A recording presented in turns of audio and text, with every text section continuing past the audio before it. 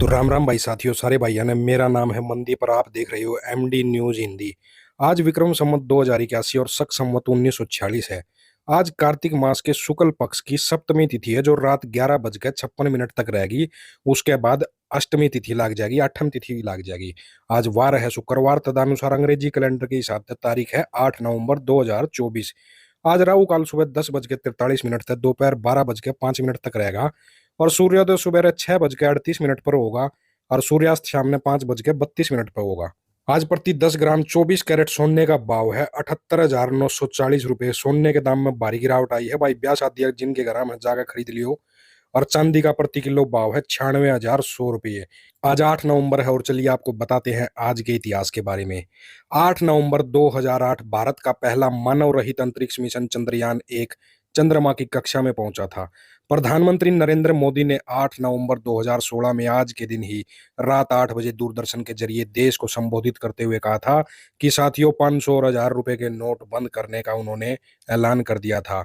8 नवंबर साल 1991 में आज के दिन ही राहुल द्रविड़ और सचिन तेंदुलकर ने एक दिवसीय क्रिकेट में 331 रन की साझेदारी करके विश्व रिकॉर्ड बनाया था। 8 नवंबर साल 1929 में आज के ही दिन श्री लाल कृष्ण आडवाणी का जन्म हुआ था। तो साथियों, अब बात करते हैं मौसम के बारे में।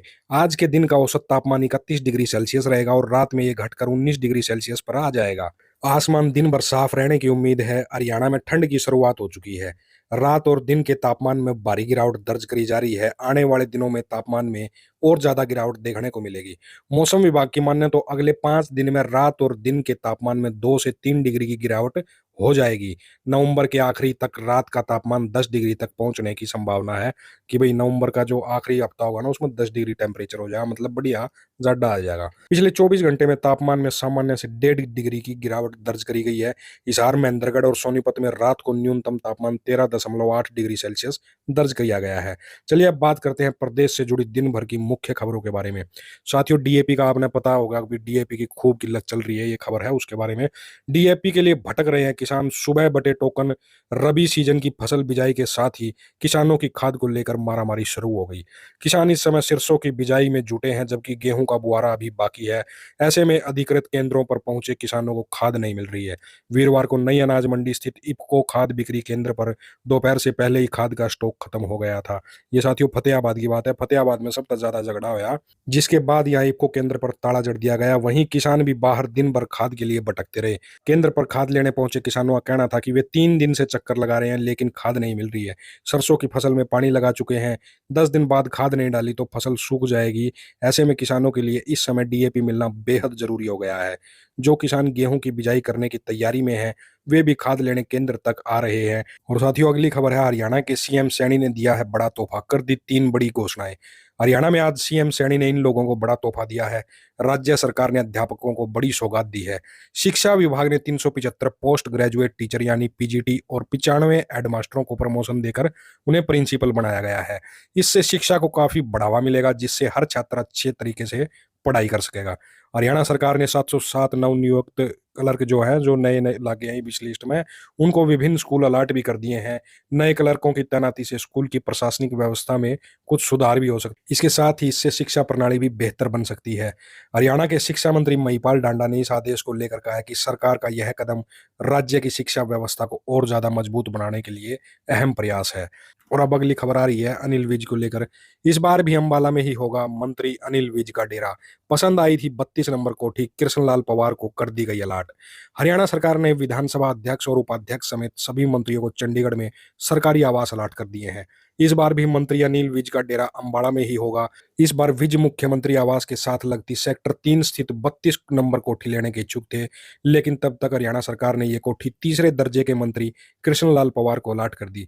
सिंचाई मंत्री श्रुति चौधरी 72 नंबर कोठी दी गई है उनको। कांग्रेस राज में ये कोठी उनकी माता किरण चौधरी जी को मिली थी और श्रुति की इस कोठी से बचपन की कई यादें जुड़ी है। खास बात यह है कि श्रुति चौधरी अपनी मां के ध्रुव विरोधी पूर्व सीएम भूपेंद्र सिंह हुड्डा की पड़ोसी होंगी। इससे पहले यह कोठी पूर्व खेल मंत्री संदीप सिंह को अलॉट करी गई थी। अगली खबर आ रही है नायब सिंह सैनी को सीएम साहब को लेके। मुख्यमंत्री श्री नायब सिंह सैनी से श्री विश्वकर्मा कौशल विश्वविद्यालय पलवल के कुलपति डॉक्टर राज नेहरू ने चंडीगढ़ में मुलाकात करी और कौशल विकास के विविध आयामों पर विचार मंथन किया। मुख्यमंत्री ने इस दौरान प्रदेश में स्किल इकोसिस्टम को और अधिक व्यापक और प्रभावी बनाने पर जोर दिया है। इस दौरान आने वाले दिनों में प्रदेश में कौशल विकास परियोजनाओं और गति देने के लिए विचार विमर्श किया गया है।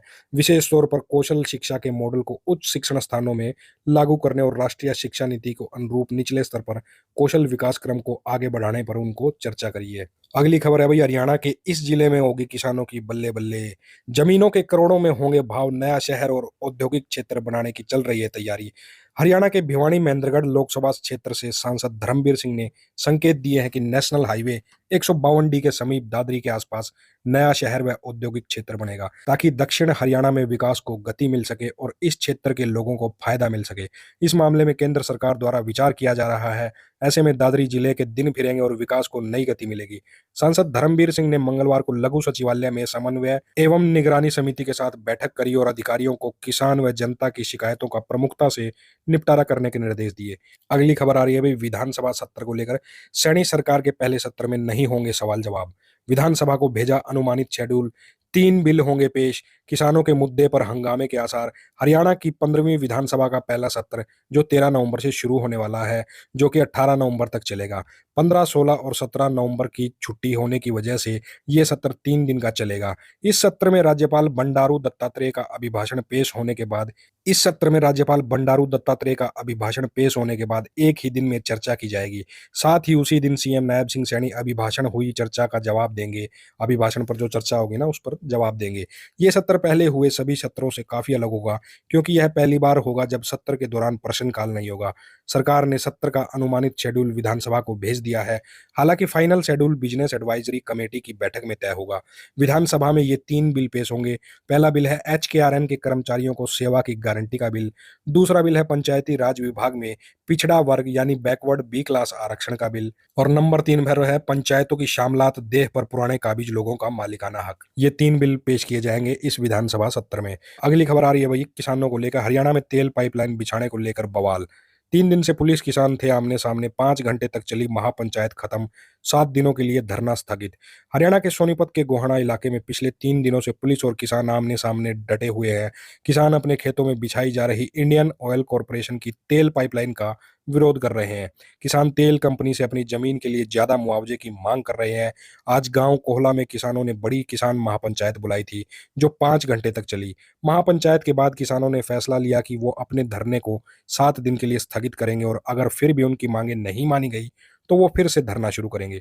वहीं पाइपलाइन बिछाने का कार्य अभी फिलहाल रोक दिया गया है। साथ ही वहां से फोर्स भी हटा ली गई है। महापंचायत खत्म होने के बाद भारतीय किसान कामगार अधिकार मोर्चा के अध्यक्ष सिदेंद्र लोचब ने कहा कि 15 तारीख तक प्रशासन भी सरकार से बातचीत करेगा और हम भी। हम अपने लेवल पर सरकार से बातचीत करेंगे। बातचीत के माध्यम से मामला सुलझ जाए, हम तो ऐसा ही प्रयास करेंगे। तो साथियों, आज सुबह सुबह जिन्होंने छठ पर्व बनाया हुआ था, उन्होंने सूर्य को अर्घ देकर अपना व्रत खत्म किया है और सभी लोगों ने जो है सूर्य को अर्घ दिया, पटाखे वटाखे भी चलाए। तो साथियों, ये थी आज की ताज़ा खबरें। अब आपसे मिलते हैं कल। तब तक मौज लो, रोज लो, ना मिले तो खोज लो। और अपने छोटे भाई के चैनल को सब्सक्राइब जरूर करना। अब आपसे मिलते हैं कल। तब तक अपना ख्याल रखना, घर में बड़े बुजुर्गों का ख्याल रखना।